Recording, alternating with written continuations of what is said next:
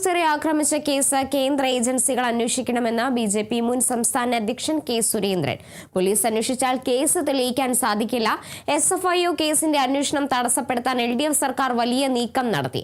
UDF സർക്കാർ എന്നിട്ടും കാര്യങ്ങളിൽ ഒരു മാറ്റവുമില്ലാതെ പോവുകയാണ്. CMRLന്റെ നീക്കങ്ങളെല്ലാം പാളിയിരിക്കുകയാണ്. UDF സർക്കാരിലെ പല മന്ത്രിമാരും കരിമണൽ കേസിൽ പ്രതികളാണ്. ഈ കേസിൽ UDF സർക്കാരിലെ പല പ്രമുഖരും കുടുങ്ങുന്ന അവസ്ഥയാണെന്നും കെ. സുരേന്ദ്രൻ പറഞ്ഞു. CMRL കേസിൽ വസ്തുത പുറത്തു വരുന്നതിൽ UDF-നും LDF-നും ഒരുപോലെ ഭയമുണ്ട്. തങ്ങളുടെ മുഖം മൂടി അഴിഞ്ഞു വീഴുമെന്ന് അവർക്കറിയാം. ഈ കൊള്ള മുതൽ അതിന്റെ ലാഭം LDF-നെ പോലെ UDF-നും കിട്ടിയിട്ടുണ്ട്.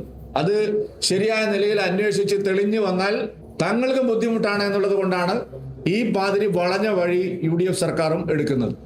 ഇപ്പൊ ഇതിനകത്ത് നല്ല കള്ളക്കളിയുണ്ട്. ഈ കേസിൽ കുറ്റവാളികൾ രക്ഷപ്പെട്ടു പോകണം എന്നുള്ള ആഗ്രഹം UDF സർക്കാരിനുണ്ടായിരുന്നു. ഈ കേസ് നേരാവണ്ണം നടക്കണമെന്നുള്ള ആഗ്രഹം VD സതീശൻ സർക്കാരിനില്ല. കാരണം VD സതീശൻ സർക്കാരിലെ പ്രധാനപ്പെട്ട പല മന്ത്രിമാരും ഈ കരിമണൽ കേസിൽ കൂട്ടുപ്രതികളായിട്ടുള്ള ആളുകളാണ്.